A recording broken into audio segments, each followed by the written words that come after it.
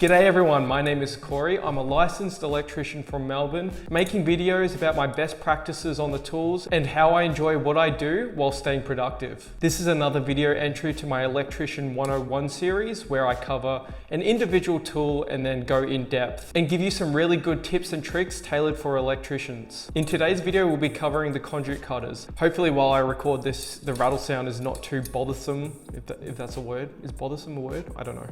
Anyway, let's just get right to it. My main conduit cutters are the Irwin ones. You can get these from Bunnings. Kind of a trend on this YouTube channel where everything is from Bunnings, but it's the most convenient place to buy your tools here in Australia. That's why a lot of my things are from Bunnings. The reason I went with Irwin is they're a decent brand.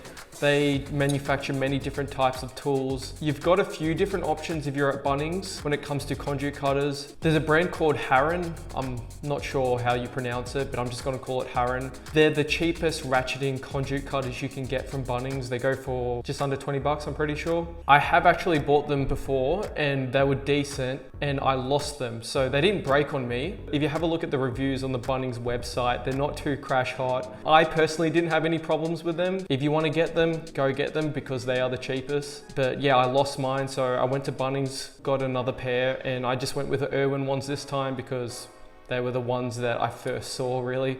I didn't really overthink my purchase when it came to conduit cutters. I just wanted something to cut 20 mil conduit, 25 mil conduit, and 32 mil conduit, which are the ones that I mostly use. And this cuts up to 38 mil, so it covers everything I need. If I'm dealing with conduit any larger than that, say like underground conduit, I'm just gonna use an angle grinder. The next size up from the Irwin brand cuts up to 63 mil conduit, and that is like, what, 15 to 20 bucks more than this one.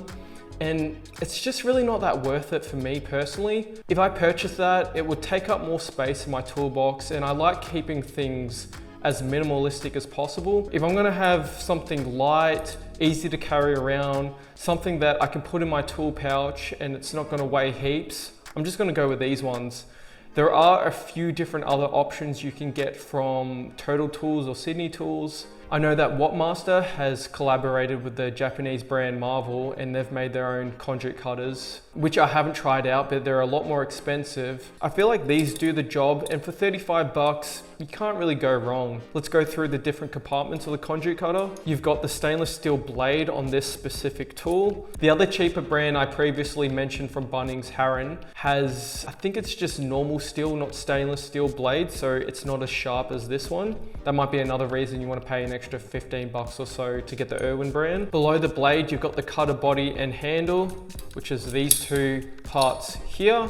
Obviously that is where you hold it. These are one-handed, which makes it really easy to cut into PVC conduit. You've got one hand on the conduit, one hand on the tool, and then easy to cut in nice and straight. And then in the middle, you've got the ratchet pull, and this allows the ratcheting motion.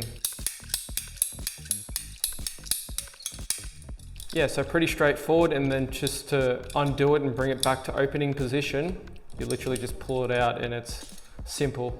The way I store it in my toolbox is I close it a little bit, like that much, put like that locking mechanism at the bottom, and then it's pretty thin, doesn't create too much room in your toolbox or your tool bag or wherever you put it. Either put it back in my toolbox, in my situation, the pack out setup.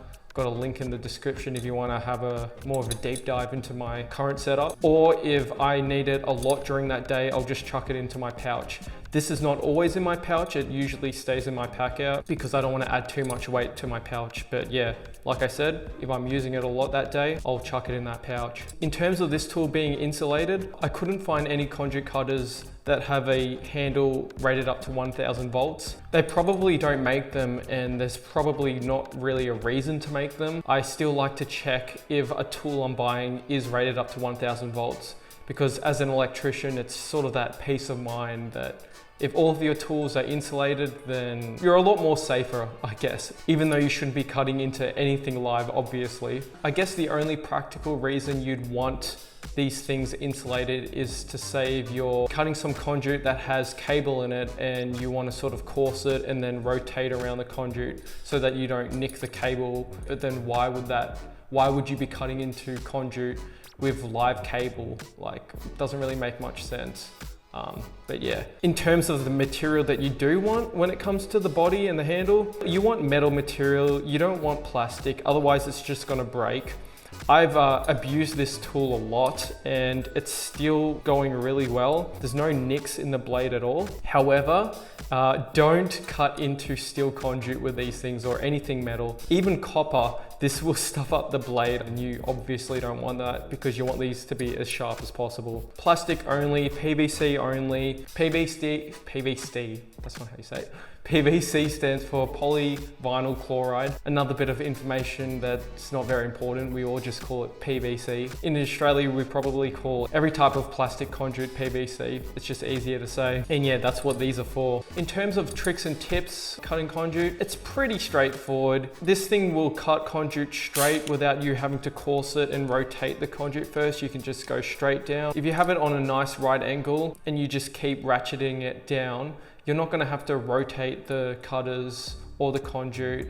It should be able to just give you a nice clean straight cut, and the blade will do all the work for you without squishing the conduit. If you're trying to cut into conduit with cable already in it, that's when you want to rotate it. The idea is you just want to nick or course the top of the conduit, and then once you've got that slight cut into it, then you can rotate. And then once you've done that, you'll cut the conduit without nicking the cable. And then say if you need to get rid of that conduit completely, the other end of the cable is already terminated, and for whatever reason, you don't want to undo the termination. There is a little trick you can do to sort of slice in the middle of the conduit. Close the conduit cutters most of the way. You do two sort of wiggle cuts. I don't know how else I'm going to explain it. Both sides until you reach the center, and then that'll give you a nice opening to sort of pull the cable out. This requires a little bit of practice because it is easy to nick the TPS or whatever cables in the conduit at the time. Put a lot of care into when you're doing that. If you have a different way of cutting into plastic conduit,